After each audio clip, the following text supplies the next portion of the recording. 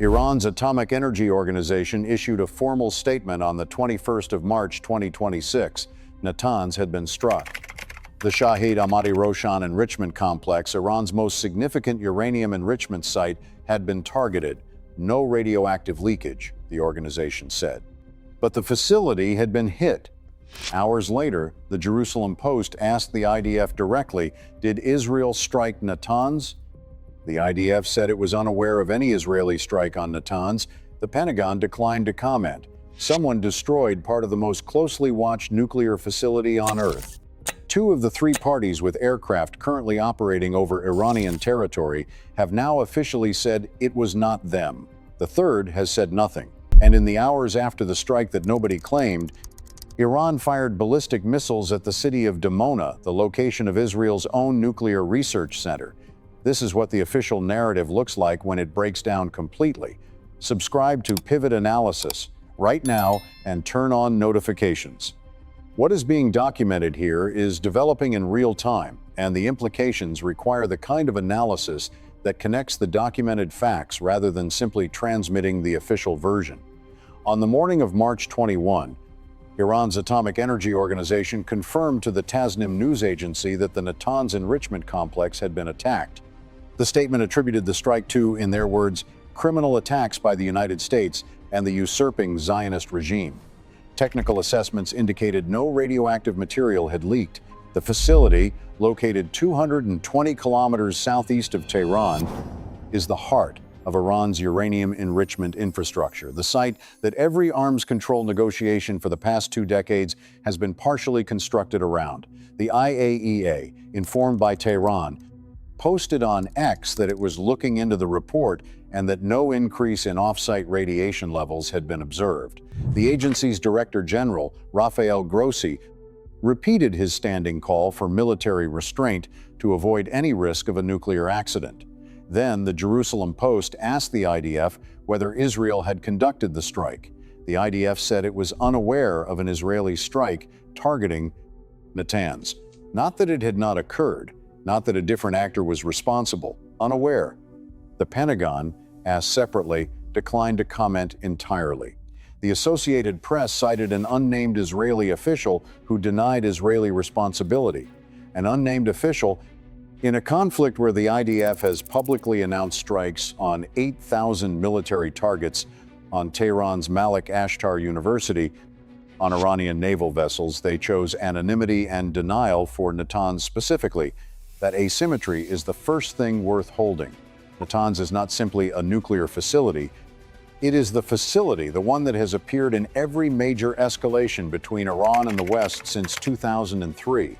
It houses the Shahid Ahmadi Roshan enrichment complex, where Iran was enriching uranium to 60% purity before the war began. At 60% enriched, uranium is not weapons grade.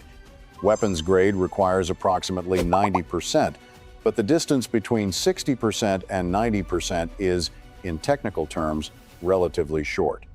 The IAEA estimated before the war that Iran's 460 kilograms of 60% enriched material could theoretically produce 11 nuclear devices if further enriched. The facility is built in layers. Surface infrastructure, underground centrifuge halls, hardened tunnels.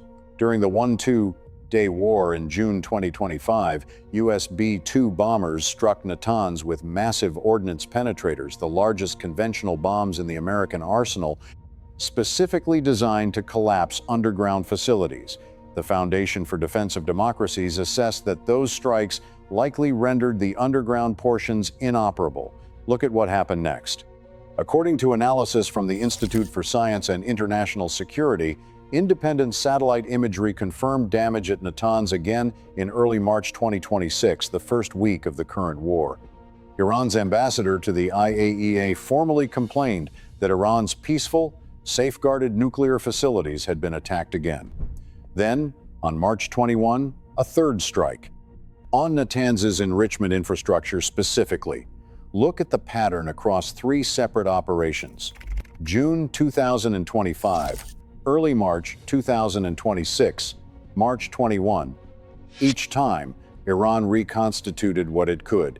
Each time, something or someone struck again. The question that the official denial opens is not whether Natanz was struck. Satellite imagery and Iran's own statement confirm that it was. The question is which capability, operating under whose authorization, decided on March 21 that the reconstituted facility needed to be hit again. This is not a story about who struck Natanz. It is a story about what the denial of striking Natanz is designed to accomplish. The Foundation for Defense of Democracy's analysis published in early March noted something specific. U.S. CENTCOM had not publicly announced strikes on targeted nuclear sites, while Israel had confirmed only its attack on a covert site called Minzadehai, northeast of Tehran. The pattern suggests a deliberate division of public acknowledgement. The U.S. claims the conventional military campaign. Israel selectively acknowledges the targets it wants acknowledged, and neither acknowledges the ones that carry the highest legal and diplomatic exposure. Striking a nuclear facility, even an adversary's nuclear facility, occupies a different legal and escalatory category than striking a missile launcher or a naval vessel. Russia's Foreign Ministry spokeswoman Maria Zakharova, responding to the Natanz strike, said it posed a real risk of catastrophic disaster throughout the Middle East. That statement was not rhetorical. A strike that damages an active enrichment complex containing significant quantities of processed uranium carries radiological risk that a strike on an airbase does not. When Israel confirms striking Malik Ashtar University, weapons development facility, but goes anonymous on Natanz, the distinction is strategic. Malik Ashtar is a weapons program. Natanz is a safeguarded facility under IAEA inspection. The legal architecture around those two categories is entirely different. The unnamed denial is not a slip. It is a calculated position that preserves operational space while avoiding the specific international law exposure that a named acknowledgement of striking a safeguarded nuclear site would create. Look at what this means for anyone whose energy costs, food prices, or retirement account have any exposure to this conflict. Brent crude peaked at $126 per barrel after the Strait of Hormuz closure. The Dallas Federal Reserve modeled a 2.9% annualized GDP contraction if the closure persists through the second quarter of 2026. Goldman Sachs raised its 2026 U.S. inflation forecast by 0.8 percentage points to 2.9% in a scenario where Brent averages $98 through March and April. Those numbers assume no radiological incident at a nuclear facility. They assume the conflict's economic disruption is driven by shipping closure and supply chain interruption, not by an event that triggers the evacuation of oil infrastructure across a region that produces 20% of global supply. The IAEA's Director General did not call for restraint near nuclear facilities because he was being polite. A strike that punctures a facility housing partially enriched uranium does not automatically produce a Chernobyl scenario. The physics are different. But it produces contamination risk, it produces panic, and it produces the kind of insurance and liability event that empties ports faster than any military warning. If your heating bill, your food costs, or your portfolio carry any exposure to energy markets, and at current Brent prices, virtually every consumer in the Northern Hemisphere does. The question of whether the next Natanz strike is claimed or unclaimed is not an abstraction. It is the variable that separates an oil shock from something structurally different. Iran's retaliation after the Natanz strike was not random. Iranian state television was explicit. The attacks on Dimona and Arad were a direct response to the strike on Natanz. Iran chose Dimona. The city that sits adjacent to Israel's Negev Nuclear Research Center, the facility at the center of Israel's own undeclared nuclear weapons program, which Israel has neither confirmed nor denied since the late 1960s. According to Israel's health ministry, 116 people were wounded in Arad and 64 inches Dimona. 3 separate impact sites were confirmed in Dimona. A 3-story building collapsed, residential structures destroyed. The IDF confirmed that air defense systems were activated and failed to intercept the incoming missiles. An IDF spokesman said the missiles were not special or unfamiliar. The interceptors launched against them simply missed. It was the first time Iranian missiles had penetrated Israel's air defenses in the area around the Dimona nuclear site.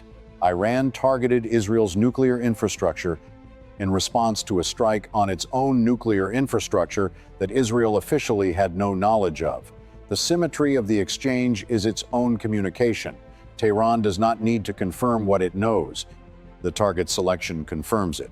The official story that nobody is sure who struck Natanz, that the IDF was unaware, that the Pentagon has no comment holds together only if you do not look at what Iran chose to strike 4 hours later. To be fair, there is a competing interpretation, and it deserves direct engagement. Some analysts argue that the IDF's stated unawareness reflects genuine coordination complexity rather than deliberate ambiguity. In a joint U.S.-Israeli operation of this scale, over 8,000 targets struck by CENTCOM's own count, it is at least plausible that specific strike decisions could be made unilaterally by one partner without the other's immediate awareness. The fog of a campaign this large is real. There is also a legal argument that runs in the opposite direction from the one presented here, that Israel might actually prefer to claim the Natanz strike if it could, because demonstrating the capability to repeatedly destroy Iran's enrichment infrastructure is itself a deterrent signal. Under this reading, the denial is genuine and the strike was American. The logic holds until you look at the specific target selection noted by the Foundation for Defense of Democracies. CENTCOM has not publicly claimed strikes on nuclear sites throughout this conflict, while Israeli operations have precisely targeted nuclear weapons development infrastructure. That division of labor is too consistent to be accidental. CENTCOM's silence on nuclear targets and Israel's selective acknowledgement of only the least legally exposed nuclear site is a pattern, not a coincidence. What remains genuinely uncertain is the exact strike package, which aircraft, which munitions, operating under whose direct authorization. That level of operational detail is not in the public record. 3 indicators will clarify this picture in the coming days and weeks. What to watch? IAEA access to Natanz. Why it matters. If international inspectors are granted entry and confirm the scope of the March 21 damage, their technical assessment will tell us what was targeted within the facility, enrichment infrastructure, storage, or access routes. Timeline. Iran's cooperation with IAEA access has been inconsistent since the war began. Any resumption of access is likely conditional on ceasefire negotiations. What to watch? Whether Iran strikes Dimona again. Why it matters. The first penetration of Israeli air defenses in the Dimona area was a significant tactical achievement. If Iran repeats it, it signals confidence in the capability and escalation willingness that changes the entire defensive calculus for Israel's nuclear infrastructure. Timeline. The next major Iranian missile salvo will answer this. What to watch? A formal U.S. or Israeli statement attributing the Natanz strike. Why it matters. The longer the silence holds, the more the denial becomes structural policy rather than tactical ambiguity. If neither party claims the strike before ceasefire negotiations begin in earnest, attribution will likely never be formally established, and that precedent has consequences for every nuclear-adjacent facility in future conflicts. Timeline. Unclear. The silence has already lasted 4 days. The war has been fought for 27 days. Natanz has been struck at least 3 times. The facility's legal status under international safeguards, the identity of the party currently destroying it, and the question of what Iran will target next. In response, none of those questions have official answers. That is not an oversight. That is a decision